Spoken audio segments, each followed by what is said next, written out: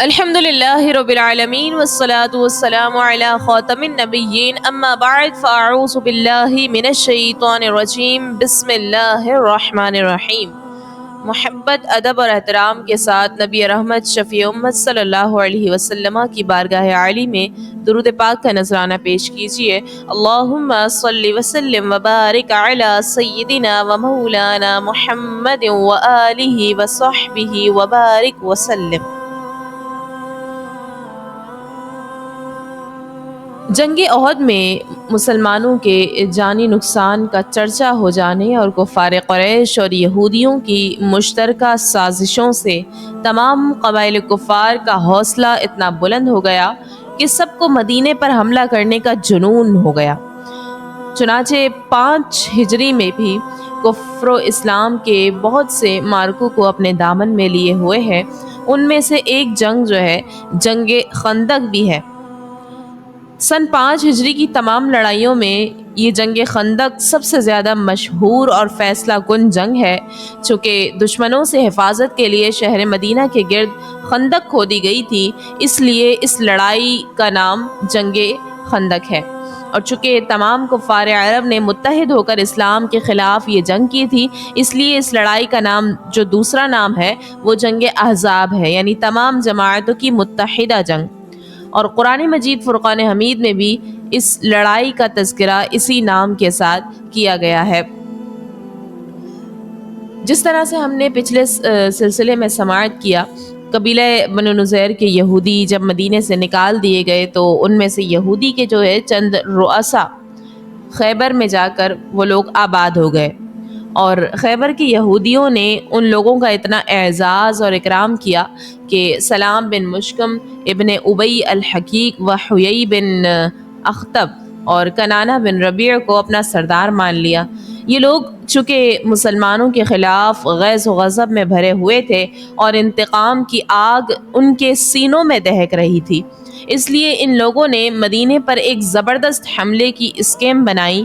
یہ تینوں اس مقصد کے پیش نظر مکہ گئے اور کفار قریش سے مل کر یہ کہا کہ اگر تم لوگ ہمارا ساتھ دو تو ہم لوگ تم مسلمانوں کو صفحۂ ہستی سے نیست اور نابود کر سکتے ہیں۔ کفار قریش تو اس کے بھوکے ہی تھے، فوراً ہی ان لوگوں نے یہودیوں کی ہاں میں ہاں ملا دی۔ کفار قریش سے ساز باز کر لینے کے بعد ان تینوں یہودیوں نے قبیلہ بنو غطفان کا رخ کیا اور خیبر کی آدھی آمدنی دینے کا لالچ دے کر ان لوگوں کو بھی مسلمانوں کے خلاف جنگ کر لینے کے لیے آمادہ کر لیا۔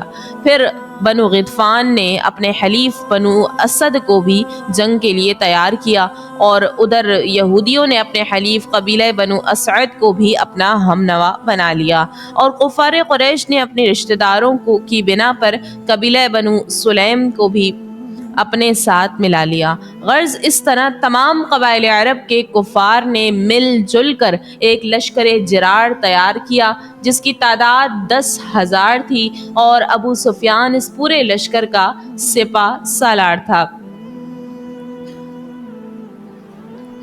جب قبائل عرب کے تمام کافروں کے اس گٹھ جوڑ اور خوفناک حملے کی خبریں مدینے تک پہنچی تو حضور اقدس صلی اللہ علیہ وسلم نے اپنے اصحاب کو جمع فرما کر مشورہ فرمایا کہ اس حملے کا مقابلہ کس طرح سے کیا جائے۔ حضرت سلمان فارسی رضی اللہ عنہ نے یہ رائے دی کہ جنگ احد کی طرح شہر سے باہر نکل کر اتنی بڑی فوج کے حملے کو میدانی لڑائی میں روکنا مصلحت کے خلاف ہے، تو لہٰذا مناسب یہ ہے کہ شہر کے اندر رہ کر اس حملے کا دفاع کیا جائے، اور شہر کے گرد جس طرف سے کفار کی چڑھائی کا خطرہ ہے ایک خندق کھود لی جائے تاکہ کفار کی پوری فوج بیک وقت حملہ آور نہ ہو سکے۔ مدینے کے 3 طرف چکے مکانات کی تنگ گلیاں اور کھجوروں کے جھنڈ تھے، اس لیے ان تینوں جانب سے حملے کا امکان نہیں تھا۔ مدینے کا صرف ایک رخ کھلا ہوا تھا، اس لیے یہ طے کیا گیا کہ اسی طرف 5 گز گہری خندق کھودی جائے۔ چنانچہ 8 ذوالقعدہ 5 ہجری کو حضور صلی اللہ علیہ وسلم 3,000 صحابہ کرام رضی اللہ تعالی عنہم کو ساتھ لے کر خندق کھودنے میں آپ مصروف ہو گئے۔ حضور صلی اللہ علیہ وسلم نے خود اپنے دست مبارکہ سے خندق کی حد بندی فرمائی اور 10 آدمیوں پر 10 گز زمین تقسیم فرما دی اور تقریباً 20 دن میں یہ خندق تیار ہو گئی۔ حضور صلی اللہ علیہ وسلم نے خندق تیار ہو جانے کے بعد عورتوں اور بچوں کو مدینے کے محفوظ قلعے میں جمع فرما دیا اور مدینے پر حضرت ابن ام مکتوم رضی اللہ عنہ کو اپنا خلیفہ بنا کر 3000 انصار اور مہاجرین کی فوج کے ساتھ مدینے سے نکل کر سلع پہاڑ کے دامن میں آپ ٹھہر گئے۔ سلع آپ کی پشت پر تھا، سلع نام ہے پہاڑ کا، اور آپ کے سامنے خندق تھی۔ مہاجرین کا جھنڈا حضرت زید بن حارثہ رضی اللہ تعالی عنہ کے ہاتھ میں دیا اور انصار کا علمدار حضرت سعد بن عبادہ رضی اللہ تعالی عنہ کو بنایا۔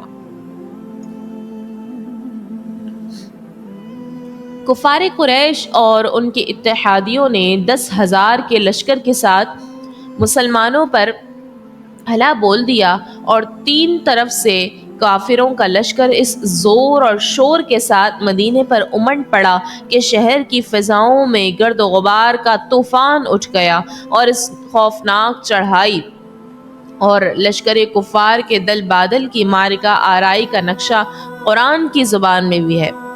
آئیے قرآن مجید فرقان حمید میں اللہ تبارک و تعالی نے کیا فرمایا اس جنگ کے بارے میں سنتے ہیں۔ اللہ تبارک و تعالی نے ارشاد فرمایا،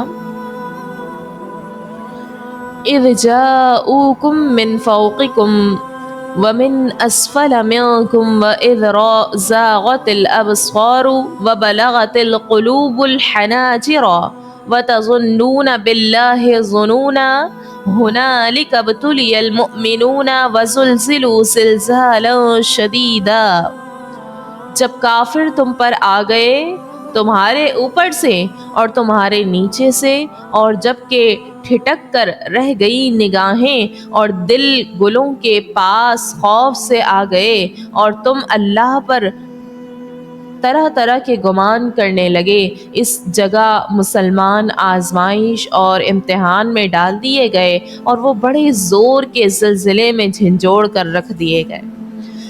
منافقین جو مسلمانوں کے دوش بدوش کھڑے تھے، وہ کفار کے اس لشکر کو دیکھتے ہی وہ لوگ بزدل ہو کر پھسل گئے، اور اس وقت ان کے نفاق کا پردہ چاک ہو گیا۔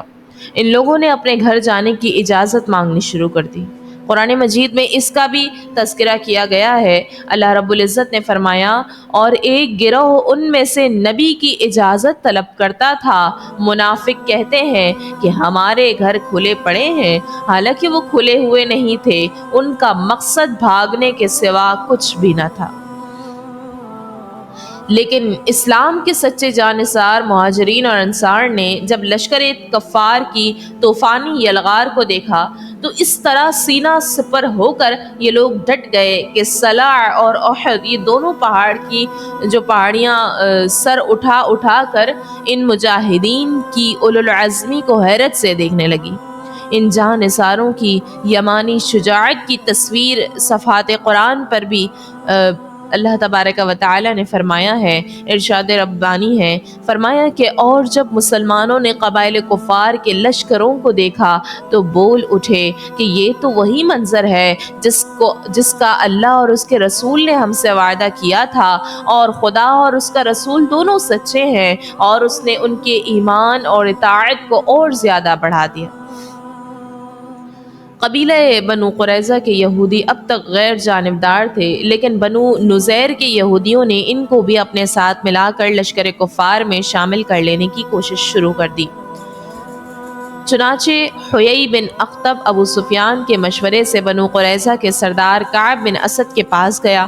پہلے تو اس نے اپنا دروازہ نہیں کھولا اور کہا کہ ہم محمد صلی اللہ علیہ وسلم کے حلیف ہیں، اور ہم نے ان کو ہمیشہ اپنے عہد کا پابند پایا ہے، اس لیے ہم ان سے عہد شکنی کرنا خلاف مروت سمجھتے ہیں۔ مگر بنو نذیر کے یہودیوں نے اس قدر شدید اصرار کیا اور طرح طرح سے ان کو ورغلایا کہ بالآخر کعب بن اسد معاہدہ توڑنے کے لیے راضی ہو گیا۔ بنو قریظہ نے جب معاہدے توڑ دیا اور کفار سے مل گئے تو کفار مکہ اور ابو سفیان خوشی سے وہ لوگ باغ باغ ہو گئے۔ حضور صلی اللہ علیہ وسلم کو جب اس کی خبر ملی تو آپ نے حضرت سعد بن معاذ، حضرت سعد بن عبادہ کو تحقیق کے حال کے لیے بنو قریظہ کے پاس بھیجا۔ وہاں جا کر معلوم ہوا کہ واقعی بنو قریظہ نے معاہدہ توڑ دیا ہے۔ جب ان دونوں معزز صحابیوں نے بنو قریظہ کو ان کا معاہدہ یاد دلایا تو ان بدذات یہودیوں نے انتہائی بے حیائی کے ساتھ یہاں تک کہ کہہ دیا کہ ہم کچھ نہیں جانتے کہ محمد صلی اللہ علیہ وسلم کون ہے اور معاہدہ کس کو کہتے ہیں، ہمارا کوئی معاہدہ ہوا ہی نہیں تھا۔ یہ سن کر دونوں حضرات واپس آ گئے اور صورتحال سے حضور صلی اللہ علیہ وسلم کو مطلع کیا تو آپ نے بلند آواز سے اللہ اکبر کہا اور فرمایا کہ مسلمانوں، تم اس سے نہ گھبراؤ نہ اس کا غم کرو، اس میں تمہارے لیے بشارت ہے۔ کفار کا لشکر جب آگے بڑھا تو سامنے خندق دیکھ کر ٹھہر گیا اور شہر مدینہ کا محاصرہ کر لیا، اور تقریباً 1 مہینے تک کفار جو ہے وہ شہر مدینہ کے گرد گھیرا ڈالے ہوئے پڑے رہے، اور یہ محاصرہ اس سختی کے ساتھ قائم رہا کہ حضور صلی اللہ علیہ وسلم اور صحابہ کرام رضی اللہ تعالی عنہم پر کئی فاقے گزر گئے۔ کفار نے ایک طرف تو خندق کا محاصرہ کر رکھا تھا اور دوسری طرف اس لیے حملہ کرنا چاہتے تھے کہ مسلمانوں کی عورتیں اور بچے قلعوں میں پناہ گزین تھے، مگر حضور صلی اللہ علیہ وسلم نے جہاں خندق کے مختلف حصوں پر صحابہ کرام رضی اللہ تعالی عنہم کو مقرر فرما دیا تھا کہ وہ کفار کے حملوں کا مقابلہ کرتے رہیں، اسی طرح عورتوں اور بچوں کی حفاظت کے لیے بھی کچھ صحابہ کرام رضی اللہ تعالی عنہم کو متعین کر دیا تھا۔ خندق کی وجہ سے دست بدست لڑائی نہیں ہو سکتی تھی اور کفار جو تھے وہ لوگ حیران تھے کہ اس خندق کو کیوں کر پار کریں، مگر دونوں طرف سے روزانہ برابر تیر اور پتھر چلا کرتے تھے۔ آخر کار ایک روز عامر بن عبدود، عکرمہ بن ابو جہل، حبیرہ بن ابو وہب، زرار بن خطاب وغیرہ یہ سارے لوگ کفار کے چند بہادروں نے جو ہے بنو کنانہ سے کہا کہ اٹھو، آج مسلمانوں سے جنگ کر کے بتا دو کہ شاہ سوار کون ہے۔ اب یہ سب خندق کے پاس آ گئے اور ایک ایسی جگہ سے جہاں خندق کی چوڑائی کچھ کم تھی، گھوڑا کدا کر جو ہے وہ ان لوگوں نے خندق کو پار کر لیا۔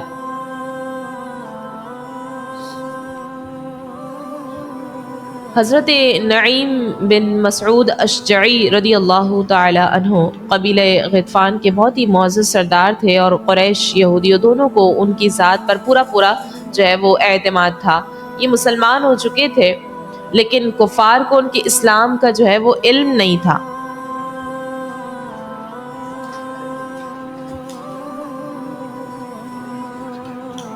انہوں نے بارگاہ رسالت میں درخواست کی کہ یا رسول اللہ صلی اللہ علیہ وسلم، اگر آپ مجھے اجازت دیں تو میں یہود اور قریش دونوں سے ایسی گفتگو کروں کہ دونوں میں پھوٹ پڑ جائے۔ آپ نے اس کی اجازت دے دی۔ انہوں نے یہود اور قریش سے الگ الگ کچھ اس قسم کی باتیں کی جس سے واقعی دونوں میں پھوٹ پڑ گئی۔ ابو سفیان شدید سردی کے موسم، طویل محاصرہ، فوج کا راشن ختم ہو جانے سے حیران اور پریشان تھا۔ جب اس کو پتہ یہ چلا کہ یہودیوں نے ہمارا ساتھ چھوڑ دیا ہے تو اس کا حوصلہ پست ہو گیا اور وہ بالکل ہی بددل ہو گیا۔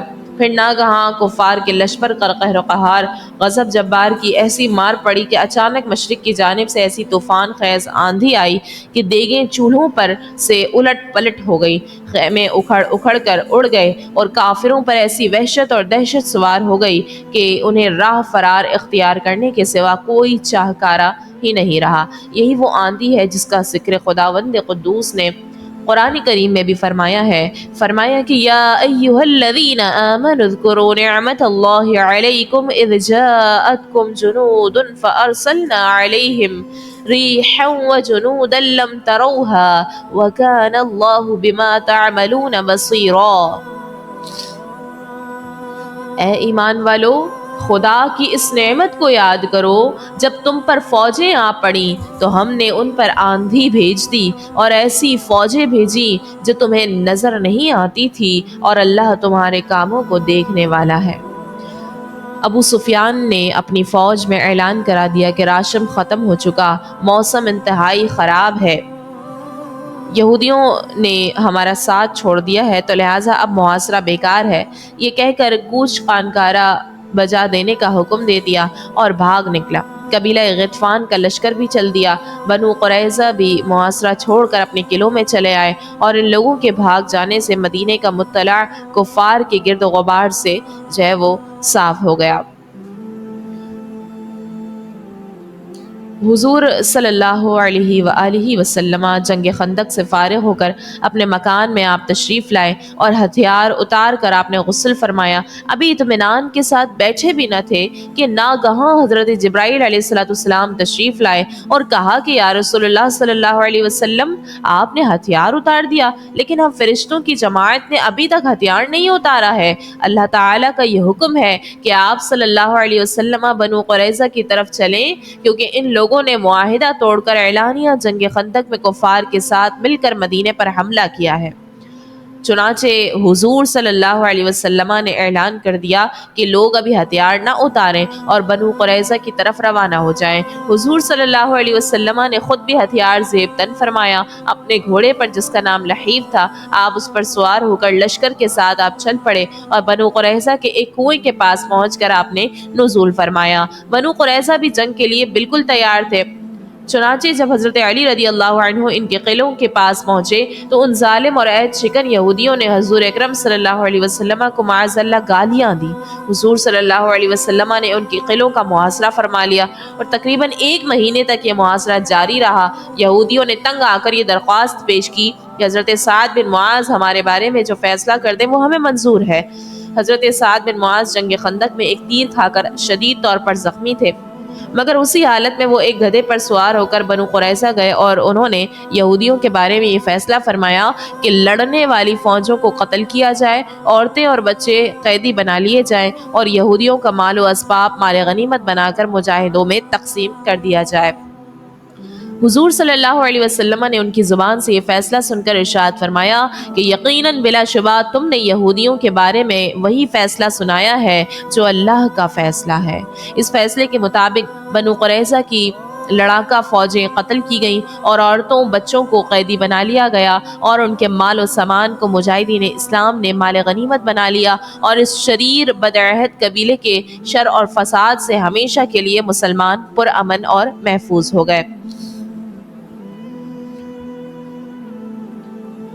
اور سن 5 ہجری میں کئی متفرق واقعات ہوئے۔ اسی سال جو ہے وہ حضور صلی اللہ علیہ وسلم نے حضرت بی بی زینب بنت جہش رضی اللہ تعالی عنہ سے نکاح فرمایا۔ اسی سال مسلمان عورتوں پر پردہ فرض کیا گیا سن 5 ہجری میں، اور اسی سال حد قذف کسی پر زنا کی تہمت لگانے کی جو سزا ہے اور لعان زہار کے جو احکام وغیرہ قرآن میں آئے ہیں وہ سب نازل ہوئے۔ اسی سال تیمم کی آیت نازل ہوئی اور اسی سال نماز خوف کا حکم نازل ہوا۔ وَمَا عَلَيْنَا إِلَّا الْبَلَاغُ الْمُبِينُ۔